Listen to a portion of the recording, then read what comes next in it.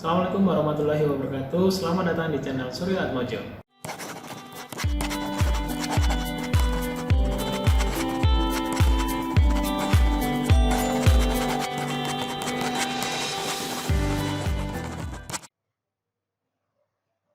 guys, hari ini kita akan membahas tentang metode pengembangan perangkat lunak berbasis mobile. Baik, sebelum saya lanjutkan, saya akan memberikan himbauan kepada teman-teman semua, jangan lupa subscribe ya. Jadi untuk kemajuan isi konten pada channel ini, kami sarankan teman-teman semua menekan tombol subscribe. Selamat belajar. Beberapa yang akan saya sampaikan adalah satu, model pengembangan perangkat lunak, yang kedua adalah wireless development, dan yang ketiga adalah mobile application development lifecycle model, dan yang terakhir adalah tentang mobile development. Oke, yang pertama kita akan kenalan dulu tentang model pengembangan sistem. Ada banyak sekali model pengembangan sistem. Yang paling terkenal biasanya kita sering menggunakan model waterfall, di mana model ini mengembangkan perangkat lunaknya secara sekuensial dengan prosesnya mengalir seperti air terjun. Langkah-langkah dalam model waterfall umumnya terdiri dari analisis, desain, implementasi, tes, dan perawatan. Jadi modelnya berurutan antara analisis, desain, implementasi, testing, dan maintenance. Berikutnya ada model yang namanya model iteratif. Model iteratif merupakan model yang diciptakan untuk mengatasi beberapa kekurangan model waterfall. Model ini bisa dikatakan sebagai mini waterfall. Jadi teman-teman kalau paling gampang mengingat model iteratif adalah hampir mirip dengan waterfall cuma versi mini. Kenapa dikatakan mini? Karena di setiap subbagian sekuensialnya dari pengembangan programnya itu di dalamnya juga mengikuti fase dari waterfall, di mana dimulai dari analisis, desain, implementasi, dan pengujian. Hasil pengujiannya biasanya dipakai sebagai dasar dalam mengerjakan subbagian selanjutnya. Jadi modelnya seperti ada waterfall di dalam waterfall, seperti itu. Oke, saya lanjutkan ke model spiral. Model ini menekankan pada risk analysis. Model spiral merupakan model pengembangan rekayasa perangkat lunak yang lebih menekankan pada manajemen risiko. Fase model spiral memiliki subtahap objektif, alternatif, risk resolution, result, plan for next phase, and commitment. Nah, seluruhnya pratahap tadi itu menjadi bagian dari masing-masing round pengembangan produk. Mirip dengan model iteratif, model spiral memiliki subtahap yang diulang di setiap tahap pengembangannya. Model ini sesuai untuk proyek pengembangan software berskala besar. Jadi model kayak keong guys, jadi muter aja gitu. Mulai dari planning, risk analysis, engineering, construction release, system evaluation, liaison terus, planning, risk analysis, engineering, construction release, system evaluation, dan seterusnya. Jadi modelnya kayak muter aja. Berikutnya saya lanjutkan ke model pengembangan V-shape. Model ini memiliki kemiripan dengan model waterfall. Bedanya untuk model V-shape bercabang dan tidak linear seperti waterfall. Tiap fase pengembangan pada model ini selalu terkait dengan fase pengujian. Beberapa keuntungan penggunaan model ini menurut Munasar dan Govardhan adalah mudah digunakan karena straightforward, tiap stage-nya memiliki hasil yang jelas. Peluang suksesnya lebih tinggi daripada model waterfall, dan model ini lebih fleksibel saat diterapkan pada proyek kecil. Jadi ini model yang lebih simpel lagi dari waterfall ya teman-teman ya. Bisa dicoba nantinya.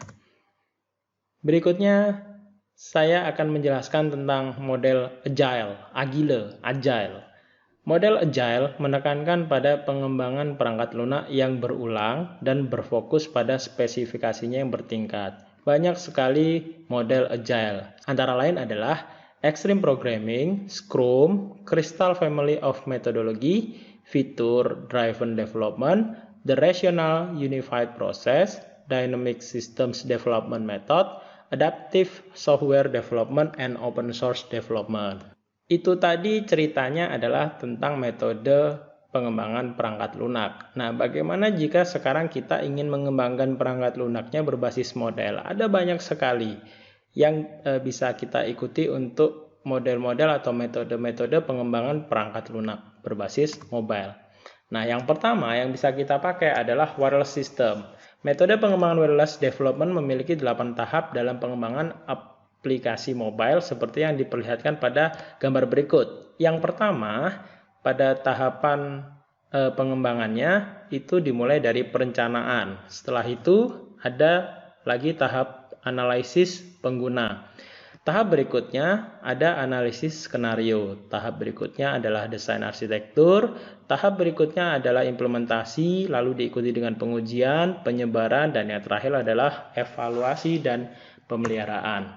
Pada proses perencanaan, tahap perencanaan aktivitas yang dilakukan adalah menetapkan ruang lingkup dari perangkat lunak. Ruang lingkup tersebut meliputi batasan pekerjaan dan jadwal pengerjaan perangkat lunak. Tahap berikutnya, tahap kedua adalah analisis pengguna. Pada tahapan ini, seorang peneliti melakukan analisis pengguna perangkat lunak dan lingkungan tempat operasinya.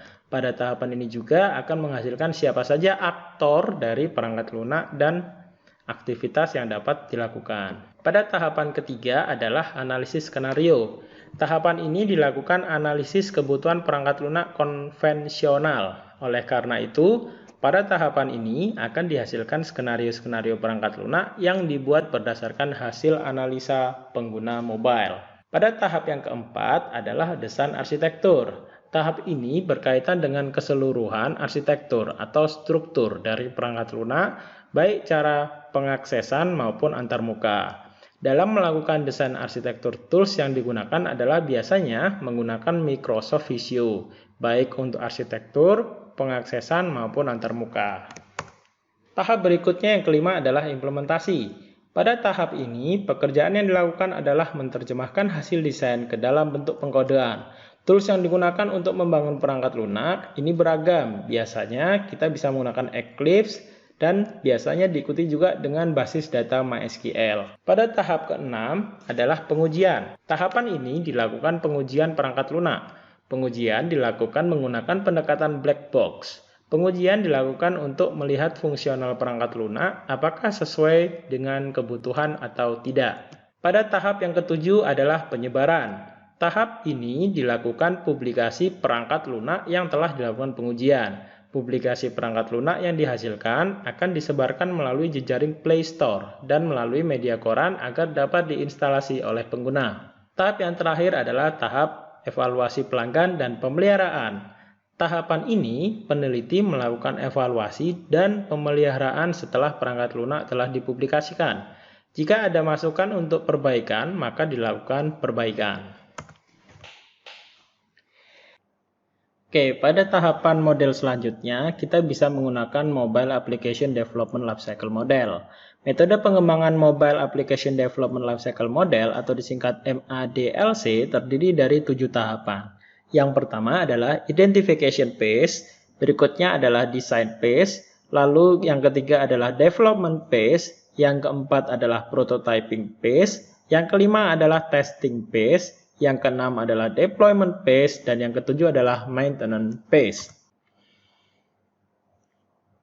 Pada tahapan yang pertama, identification phase, fase ini memiliki tujuan utama mendapatkan ide baru dengan cara melakukan brainstorming. Ide yang dihasilkan divisualisasikan dalam bentuk diagram fungsional kebutuhan perangkat lunak. Tahapan yang kedua adalah design phase. Fase ini melakukan penerjemahan ide awal menjadi desain storyboard untuk interaksi antarmuka pengguna. Hasil desain akan digunakan untuk melakukan pengkodean. Tahap yang ketiga adalah development phase. Fase ini dilakukan pengkodean berdasarkan hasil perancangan yang dilakukan pada fase desain. Fase yang keempat adalah prototyping phase. Fase ini dilakukan analisis untuk masing-masing hasil pengkodean berupa fungsional prototype. Pada sebuah kasus, biasanya prototype diuji dan dikirim kepada stakeholder untuk mendapatkan umpan balik. Setelah umpan balik diterima, maka dilakukan perbaikan sesuai dengan umpan balik yang diberikan. Ketika prototipe kedua telah siap, maka dilakukan integrasi dengan prototipe pertama lalu diuji dan kemudian dikirim ke stakeholder. Proses tersebut dilakukan terus-menerus sampai dengan selesainya aplikasi. Tahap yang kelima adalah testing phase. Fase ini adalah satu tahapan paling penting dari setiap pengembangan perangkat lunak. Pengujian dapat dilakukan pada emulator atau simulator dan juga dilakukan pengujian pada perangkat nyata. Pada sebuah studi kasus, pengujian perangkat lunak dilakukan pada perangkat nyata berupa melakukan instalasi perangkat lunak pada perangkat mobile dengan sistem operasi Android, dengan beberapa versi Android tentu saja. Selain itu, juga pengujian dilakukan untuk melihat tampilan terbaik perangkat lunak pada ukuran-ukuran layar perangkat mobile. Tahapan yang keenam adalah deployment phase. Fase ini merupakan tahap akhir dari proses pengembangan. Setelah pengujian selesai dan umpan balik yang terakhir diperoleh dari stakeholder, aplikasi siap untuk disebarkan dengan cara dilakukan packaging ke dalam file installer berdasarkan sistem operasi yang diinginkan. Tahapan yang terakhir adalah maintenance phase. Pemeliharaan adalah tahap akhir dari proses pengembangan. Pemeliharaan adalah proses yang berkesinambungan. Berikutnya ada metode dengan nama mobile development. Metode pengembangan dengan menggunakan mobile development biasa disingkat dengan Mobile D. Terdapat 5 fase proses pengerjaan seperti yang diperlihatkan pada gambar berikut ini. Yang pertama adalah explore, yang kedua adalah initialize, dan yang ketiga adalah productionize, dan yang keempat adalah stabilize, dan yang kelima adalah system test and fix. Pada tahapan yang pertama yaitu explore, tahapan ini dilakukan perencanaan dan penyusunan rencana terhadap proyek yang akan dikerjakan. Tahap ini juga dilakukan strukturisasi fondasi pengembangan perangkat lunak mobile. Strukturisasi tersebut meliputi arsitektur produk, proses pengembangan, dan lingkungan pengembangan. Berikutnya tahapan yang kedua adalah initialize. Tahapan ini dilakukan penyiapan dan verifikasi terhadap isu-isu yang akan dihadapi pada proses pengembangan yang berdampak pada keberhasilan proyek. Tahap ini diakhiri dengan hasil perancangan perangkat lunak mobile. Yang ketiga adalah productionize. Tahapan ini adalah tahapan pengimplementasian dari perancangan berdasarkan semua kebutuhan fungsional pada perangkat lunak mobile yang dilakukan secara iteratif dan bertingkat.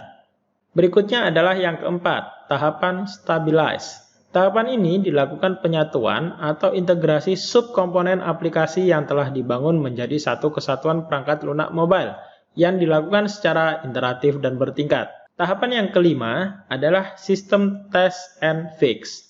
Pada tahapan ini dilakukan pengujian dan dilakukan perbaikan jika terdapat kesalahan. Dari ketiga metode pengembangan aplikasi mobile, kita dapat membuat sebuah kesimpulan. Yang pertama adalah pemilihan metode pengembangan perangkat lunak mobile menjadi sangat penting karena akan berpengaruh pada proses pengerjaannya.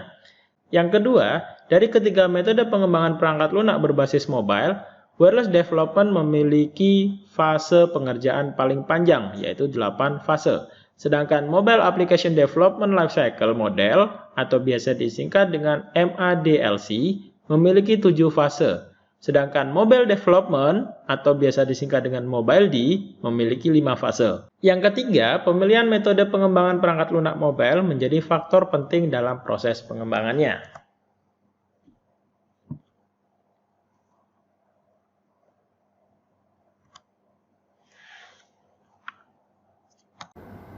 Jangan lupa subscribe ya guys.